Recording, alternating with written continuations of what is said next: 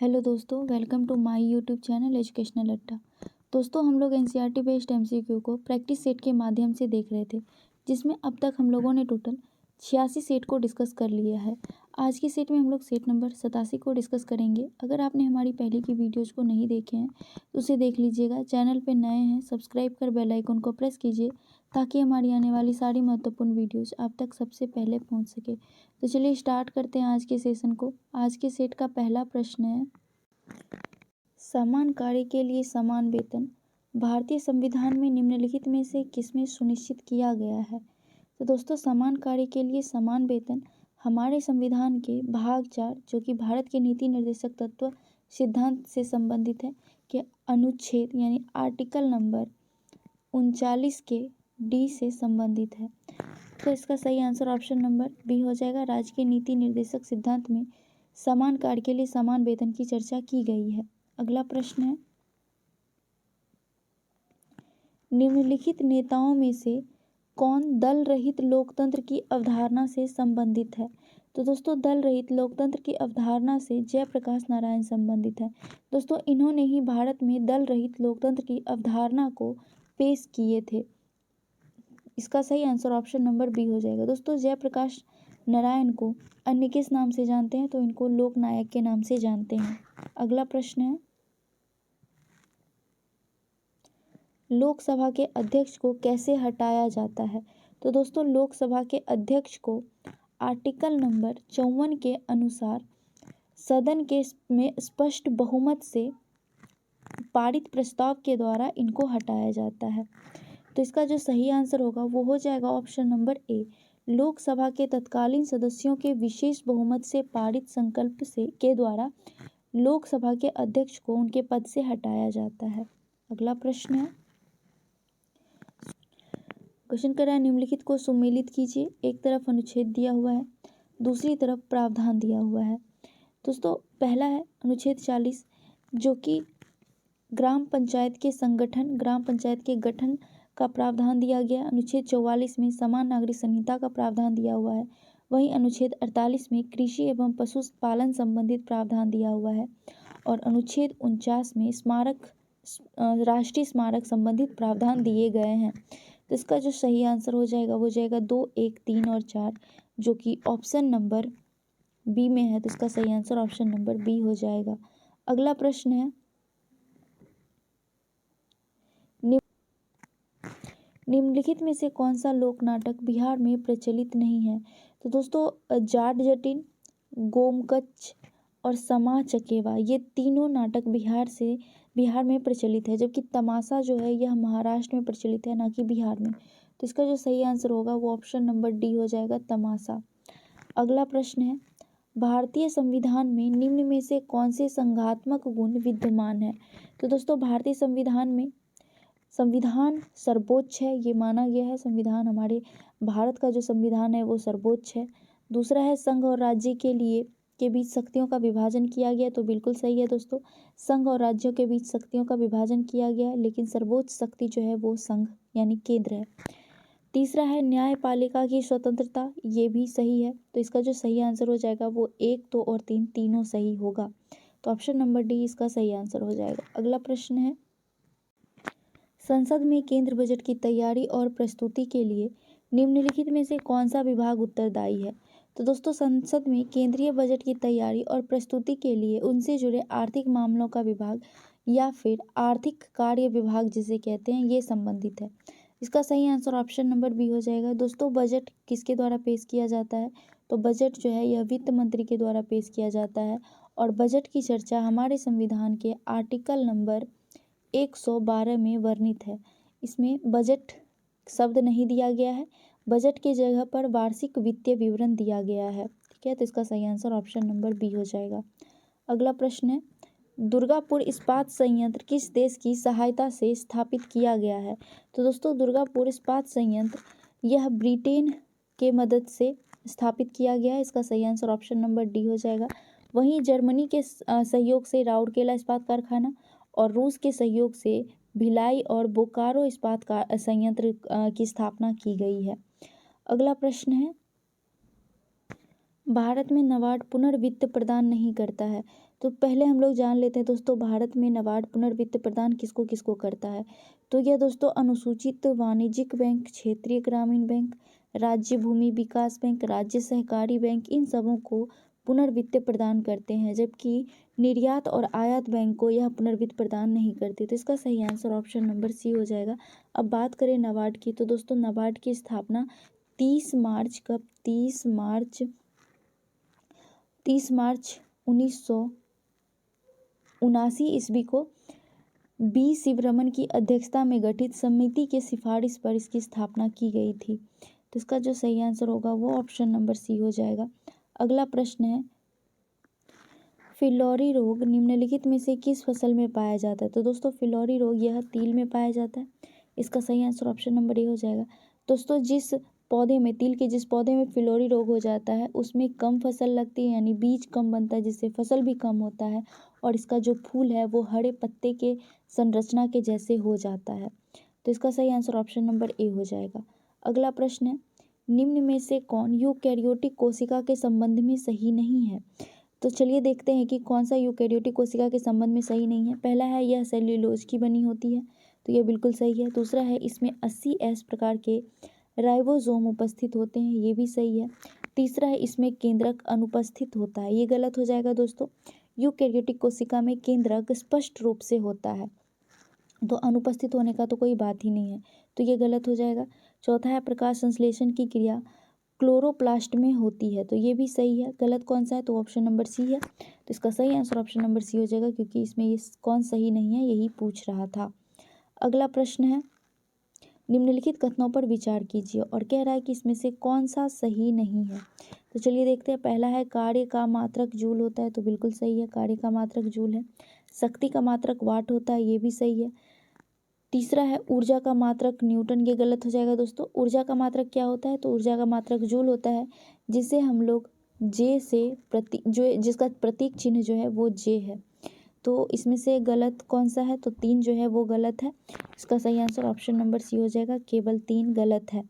अगला प्रश्न है, लालटेन की बत्ती से केरोसिन तेल किसके कारण ऊपर चढ़ता है। तो दोस्तों लालटेन की बत्ती से केरोसिन तेल ऊपर केशिकत्व क्रिया के द्वारा चढ़ता है, तो इसका सही आंसर ऑप्शन नंबर सी हो जाएगा। बत्ती में केशिकत्व क्रिया के द्वारा तेल ऊपर की तरफ चढ़ता या नीचे की तरफ बढ़ता है। अगला प्रश्न है, ब्रोंकाइटिस रोग शरीर के किस अंग को प्रभावित करता है। तो दोस्तों ब्रोंकाइटिस रोग ये फेफड़े के मुख्य वायु मार्ग यानी कि ब्रोंकाई को प्रभावित करता है। दोस्तों ब्रोंकाई जो है वो श्वसन नली के दोनों ओर से निकलता है और फेफड़े के अंदर छोटे छोटे वायु मार्ग की ओर बढ़ते जाते हैं। तो इसके किससे संबंधित हो गया, ये हो गया फेफड़ा। तो इसका सही आंसर ऑप्शन नंबर ए हो जाएगा, फेफड़े से संबंधित है ब्रोंकाइटिस रोग। अगला प्रश्न है, लकड़ी के पौधे में कैम्बियम की गतिविधि को बढ़ाने वाले प्लांट हार्मोन का नाम बताएं। तो दोस्तों पौधे में जो कैम्बियम की गतिविधि बढ़ाता है वो होता है जिब्रेलिन। कौन होता है, जिब्रेलिन, जो कि पौधे की प्रसूति को तोड़ने में मदद करता है। तो इसका सही आंसर ऑप्शन नंबर ए हो जाएगा, जिब्रेलिन। अगला प्रश्न है, निम्न में से किसका प्रयोग पॉलिश या पेंट बनाने में किया जाता है। दोस्तों पॉलिश या पेंट बनाने में रेजिन का प्रयोग किया जाता है। रेजिन के अंतर्गत क्या क्या आता है, तो एक्रेलिक पॉलीमर आता है, एल्काइड पॉलीमर, एपॉक्सी पॉलीमर इसके अंतर्गत आता है, जिसे रेजिन कहते हैं। तो इसकी मदद से पॉलिश या पेंट का निर्माण किया जाता है। अगला प्रश्न है, मानव जाति का विकास क्रम है। तो दोस्तों मानव जाति का विकास क्रम कैसे हुआ है, तो सबसे पहले मछली यानी समुद्र में जीव बना, उसके बाद उभयचर, फिर सरीसृप और फिर मानव। तो इसका जो सही आंसर होगा वो ऑप्शन नंबर ए हो जाएगा, मछली, उभयचर, सरीसृप और मानव। अगला प्रश्न है, निम्नलिखित में से ध्वनि की चाल किसमें न्यूनतम होती है। तो दोस्तों ध्वनि की चाल सबसे ज़्यादा ठोस में होती है, उसके बाद द्रव्य में, और सबसे कम गैस में ध्वनि की चाल होती है। तो इसमें गैस कौन सा है, तो वो है हाइड्रोजन। तो इसका सही आंसर ऑप्शन नंबर डी हो जाएगा, हाइड्रोजन में ध्वनि की चाल सबसे कम होती है। अगला प्रश्न है, सीसा संचायक सेल में एनोड एवं कैथोड किसका बना होता है। तो दोस्तों सीसा संचायक सेल में एनोड जो है यह सीसा यानी लेड का बना होता है, जबकि कैथोड जो है वह लेड ऑक्साइड यानी PbO2 का बना हुआ होता है। तो दोनों में सीसा यानी लेड है, तो इसका सही आंसर जो हो जाएगा वो हो जाएगा ऑप्शन नंबर बी, सीसा का बना होता है सीसा संचायक सेल में एनोड और कैथोड। अगला प्रश्न है, आधुनिक आवर्त सारणी जो मोसले के द्वारा बनाया गया उसके कुल वर्गों की संख्या कितनी है? तो दोस्तों आधुनिक आवर्त सारणी में वर्गों की संख्या टोटल 18 है, जबकि आवर्तों की संख्या 7 है। तो इसका सही आंसर ऑप्शन नंबर सी हो जाएगा 18। अगला प्रश्न है, अयस्क में उपस्थित अशुद्धियों के साथ शुद्रावक संयोग कर क्या बनाता है? तो दोस्तों शुद्रावक संयोग करके क्या बनाता है? तो यह धातुमल बनाता है। इसका सही आंसर ऑप्शन नंबर बी हो जाएगा धातुमल। दोस्तों अयस्क में कुछ अशुद्धियां ऐसी होती है जिसका गलनांक बहुत अधिक होता है, तो वो गलनांक यानी कि गालन, जिसे द्रावक भी कहते हैं, के साथ मिलकर इन अशुद्धियों से मिलते हैं और यह द्रवित पदार्थ के रूप में बनते हैं, जिसे धातुमल कहा जाता है। तो इसका सही आंसर ऑप्शन नंबर बी हो जाएगा धातुमल। अगला प्रश्न है, टूथपेस्ट बनाने में किस यौगिक का प्रयोग होता है? तो दोस्तों टूथपेस्ट बनाने में कैल्शियम फॉस्फेट का प्रयोग होता है। इसके अलावा fluoride, sodium lauric sulphate, sorbitol, NaCl, इन सभी चीज़ों का प्रयोग टूथपेस्ट बनाने में किया जाता है। दिए हुए ऑप्शन के हिसाब से कैल्शियम फॉस्फेट इसका सही आंसर हो जाएगा। ऑप्शन नंबर ए इसका सही आंसर है। अगला प्रश्न है, परम्यूटेट विधि द्वारा किसे दूर किया जाता है? तो परम्यूटेट विधि के द्वारा जल के अस्थायी कठोरता को दूर किया जाता है। तो इसका सही आंसर ऑप्शन नंबर बी हो जाएगा, जल की स्थायी कठोरता। कमेंट करके बताइए कि जल की स्थायी कठोरता का नाम क्या है। अगला प्रश्न है, स्तंभ क और ख को सुमेलित करना है। पहला है पाचन तंत्र। पाचन तंत्र क्या करता है? तो यह दोस्तों भोजन को पचाने में मदद करता है। उसके बाद परिसंचरण तंत्र जो कि दोस्तों रक्त परिवहन में मदद करता है। तीसरा है जनन तंत्र, जो वंश परंपरा को कायम रखने के लिए नए जीवों को जन्म देने में मदद करता है। वहीं तंत्रिका तंत्र, यह शरीर के कार्यों को नियंत्रित करने में मदद करता है। तो इसका जो सही आंसर होगा वो हो जाएगा 3, 4, 1 और 2, जो कि ऑप्शन नंबर ए में है। तो इसका सही आंसर ऑप्शन नंबर ए हो जाएगा। अगला प्रश्न है, प्रथम आंग्ल बर्मा युद्ध 1824 से 26 ईस्वी में हुआ। इसके उपरांत निम्न में से कौन सी संधि हुई? तो दोस्तों प्रथम आंग्ल बर्मा युद्ध के बाद यांडबूक की संधि हुई थी। तो इसका सही आंसर ऑप्शन नंबर सी हो जाएगा, यांडबूक की संधि। दोस्तों यांडबूक की संधि में बर्मा को भूमि के बड़े हिस्से सौंप दिए गए, किंतु वहां पे एक ब्रिटिश प्रतिनिधित्व को स्वीकार करने के लिए बाध्य किया गया। ठीक है, उस समय बंगाल के गवर्नर जनरल कौन थे? तो दोस्तों उस समय बंगाल के गवर्नर जनरल लॉर्ड एम्सहर्ड थे। तो इसका सही आंसर ऑप्शन नंबर सी हो गया, यांडबूक की संधि। अगला प्रश्न है, 1857 ईस्वी के संग्राम में लखनऊ में हुए विद्रोह का नेतृत्व बेगम हजरत महल के द्वारा किया गया, लेकिन इसको दबाने वाले अंग्रेज कौन थे? तो दोस्तों 1857 की संग्राम के दौरान लखनऊ का जो नेतृत्व बेगम हजरत महल कर रही थी, तो और दूसरी तरफ से जो अंग्रेज का प्रतिनिधित्व कर रहे थे वो मेजर कैंपबेल कर रहे थे, जिसमें मेजर कैंपबेल की जीत होती है और इसे दबाने में यानी कि लखनऊ में हुए विद्रोह को दबाने में ये कामयाब हो जाते हैं। तो इसका सही आंसर ऑप्शन नंबर बी हो जाएगा, मेजर कैंपबेल। अगला प्रश्न है, साइमन आयोग को श्वेत कमीशन कहा जाता है, इसके गठन का उद्देश्य निम्नलिखित में से क्या था? तो दोस्तों साइमन आयोग को श्वेत कमीशन क्यों कहा जाता है? क्योंकि इसमें जितने भी मेंबर थे वो सबके सब अंग्रेज थे, इसी वजह से इसे श्वेत कमीशन कहा जाता है। और इसके गठन का उद्देश्य था भारत शासन अधिनियम 1919 की समीक्षा करना, साथ ही भारत में सरकारी प्रशासन की भी जांच करना। तो इसका सही आंसर ऑप्शन नंबर बी हो जाएगा, भारत शासन अधिनियम 1919 की समीक्षा करने हेतु। अब बात करते हैं दोस्तों साइमन आयोग की। तो इसका गठन कब हुआ था? तो गठन हुआ था नवंबर 1927 ईस्वी को। और यह भारत कब आए थे? तो दोस्तों यह भारत आए थे 3 फरवरी 1928 ईस्वी को। और इन्होंने अपनी रिपोर्ट कब प्रस्तुत की? तो दोस्तों इन्होंने अपनी रिपोर्ट मई 1930 ईस्वी में पेश किए थे। और दोस्तों साइमन आयोग की अध्यक्षता सर साइमन आयोग के द्वारा किया गया था, जिसमें टोटल 7 मेंबर थे और सबके सब अंग्रेज थे, जिसकी वजह से इनका जमकर भारत में विरोध भी हुआ था। तो इसका सही आंसर ऑप्शन नंबर बी हो गया। अगला प्रश्न है, भारतीय तिरंगे को निम्न में से सर्वप्रथम किसके द्वारा फहराया गया? तो दोस्तों भारतीय तिरंगे को सबसे पहले दिए हुए ऑप्शन के हिसाब से जवाहरलाल नेहरू के द्वारा फहराया गया। और कब फहराया गया था? तो 31 दिसंबर 1929 ईस्वी को रावी नदी के तट पर जवाहरलाल नेहरू ने इनकलाब जिंदाबाद के नारे के बीच फहराए थे। तो इसका सही आंसर ऑप्शन नंबर बी हो जाएगा, जवाहरलाल नेहरू। अगला प्रश्न है, गांधार एवं मथुरा कला शैली का विकास किसके शासन काल में हुआ?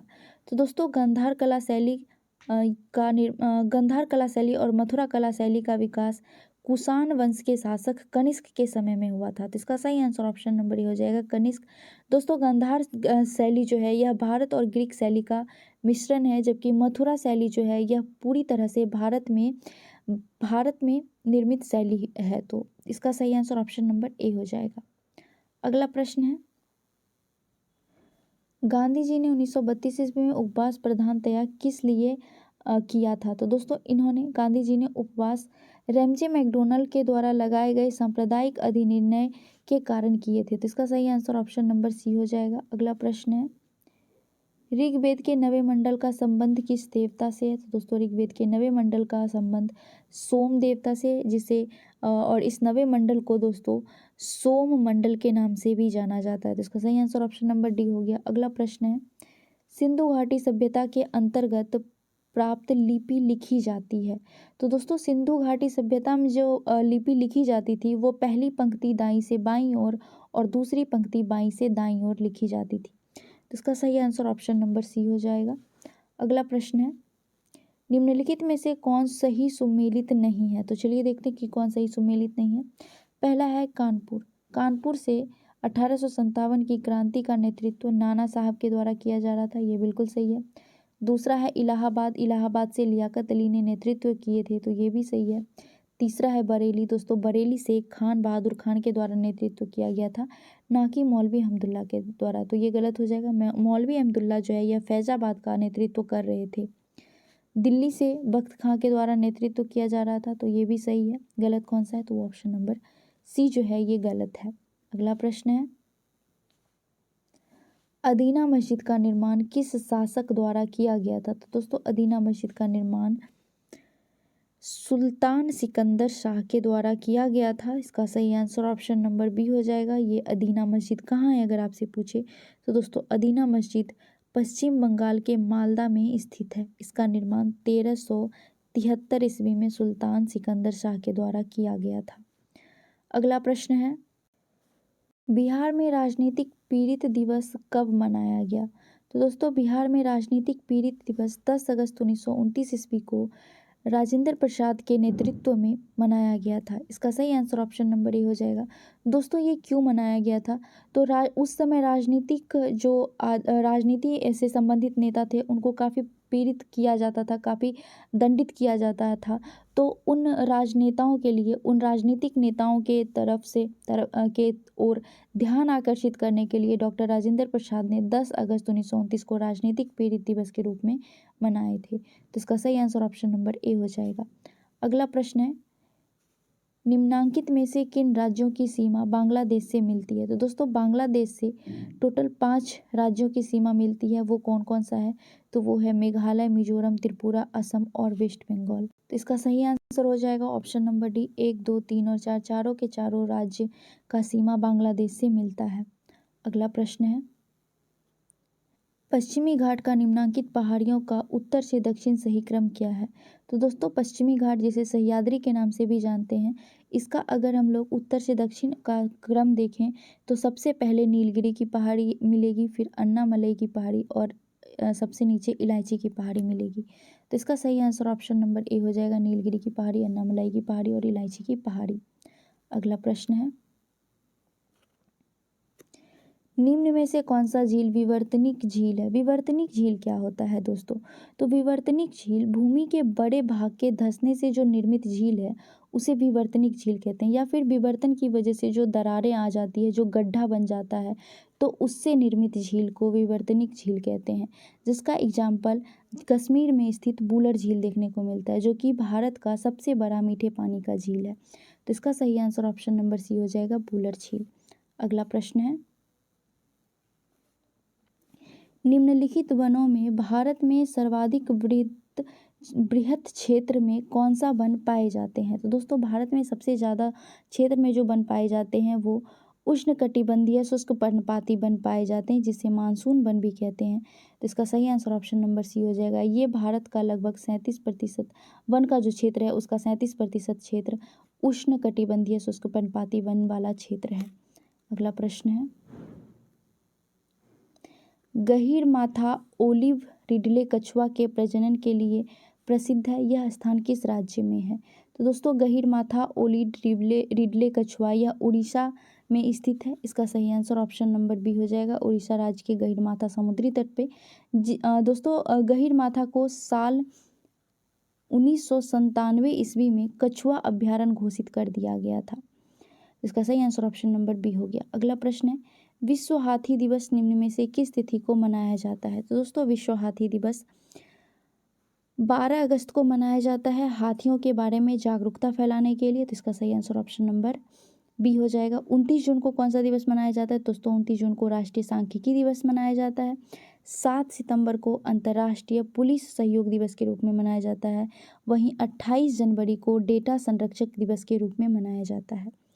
अगला प्रश्न है, निम्न में से कौन सा अभ्यारण्य उड़ीसा राज्य में अवस्थित है? दोस्तों उड़ीसा राज्य में सिमलीपाल अभ्यारण्य, नंदकाना अभ्यारण्य और भितरकनिका अभ्यारण्य, ये तीनों के तीनों उड़ीसा राज्य में मौजूद हैं, अवस्थित हैं। तो इसका सही आंसर ऑप्शन नंबर डी हो जाएगा, 1, 2 और 3 तीनों के तीनों। अगला प्रश्न है, टी शब्द किस खेल से संबंधित है? तो दोस्तों टी शब्द गोल्फ से संबंधित है। इसका सही आंसर ऑप्शन नंबर सी हो जाएगा, गोल्फ। दोस्तों गोल्फ में गेंद को रखने के लिए इस्तेमाल होने वाले स्टैंड का नाम टी होता है। तो इसका सही आंसर ऑप्शन नंबर सी है। अगला प्रश्न है, शॉर्ट स्टोरी निम्नलिखित में से किस प्रसिद्ध व्यक्ति की रचना है? तो दोस्तों शॉर्ट स्टोरी यह रविंद्रनाथ टैगोर की रचना है। इसका सही आंसर ऑप्शन नंबर बी हो जाएगा, रविंद्रनाथ टैगोर। अगला प्रश्न है, मातृ मृत्यु दर होती है, तो मातृ मृत्यु दर क्या होता है? दोस्तों शिशु के जन्म के कारण माँ की जो मृत्यु होती है उसको प्रति 1 लाख जीवित जन्मों पर माता की मृत्यु की संख्या के दर को मापा जाता है। तो इसका सही आंसर ऑप्शन नंबर ए हो जाएगा, प्रति 1 लाख जीवित जन्मों पर माता की मृत्यु की संख्या की दर को मातृ मृत्यु दर कहते हैं। अगला प्रश्न है, निम्न में से कौन सा विकल्प 2011 की जनगणना के आधार पर सर्वाधिक लिंगानुपात वाले राज्य को अवरोही क्रम में दर्शाता है? तो दोस्तों सबसे ज़्यादा लिंगानुपात कहाँ पे देखने को मिलता है? तो केरल में देखने को मिलता है। केरल में लिंगानुपात कितना है? तो प्रति 1000 पुरुष पर 1084 महिलाएं हैं। तो सबसे ज़्यादा केरल में हो गया। उसके बाद तमिलनाडु में है। तमिलनाडु में कितना है? तो दोस्तों तमिलनाडु में 996 प्रति लिंगानुपात है। यहाँ पे प्रति 1000 पुरुष पर 996 महिलाएं हैं। उसके बाद आता है आंध्र प्रदेश, और आंध्र प्रदेश में 993 महिलाएं हैं प्रति 1000 पुरुष पर। तो इसका जो सही आंसर होगा वो ऑप्शन नंबर बी हो जाएगा, केरल, तमिलनाडु और आंध्र प्रदेश। अगला प्रश्न है, गुलाबी क्रांति किसके उत्पाद से संबंधित है? तो दोस्तों गुलाबी क्रांति प्याज, झींगा और औषधि से संबंधित है। इसका सही आंसर ऑप्शन नंबर सी हो जाएगा, 1, 2 और 3। दोस्तों टमाटर किस उत्पाद से संबंधित है, किस क्रांति से संबंधित है, सॉरी? तो टमाटर और मांस ये लाल क्रांति से संबंधित है। अगला प्रश्न है, क्यूरोसियो की जलधारा के संबंध में कौन सही है? तो दोस्तों क्यूरोसियो की जलधारा यह प्रशांत महासागर की गर्म जलधारा है। इसका सही आंसर ऑप्शन नंबर ए हो जाएगा, प्रशांत महासागर की गर्म जलधारा। अगला प्रश्न है, निम्नलिखित में से किस नदी के ऊपरी मार्ग में मीठा जल परंतु निचले भाग में खारे जल स्तर का प्रवाह मिलता है? तो दोस्तों यह लूनी नदी में देखने को मिलता है। लूनी नदी का जो उद्गम स्थल है वहाँ से लेकर बाड़मेर तक मीठा जल मिलता है, जबकि बाड़मेर के बाद नमक की मात्रा अधिक होने के कारण उसका पानी खारा हो जाता है और फिर यह खारे जल के रूप में प्रवाहित होता है। तो लूनी नदी में मीठा जल और खारा जल दोनों का प्रवाह देखने को मिलता है। इसका सही आंसर ऑप्शन नंबर बी हो जाएगा। अगला प्रश्न और आज के सेशन का लास्ट प्रश्न है, वीडियो कैसी लगी ज़रूर बताइएगा। अगर अच्छी लगी हो तो लाइक कीजिएगा, अपने दोस्तों से शेयर कीजिएगा।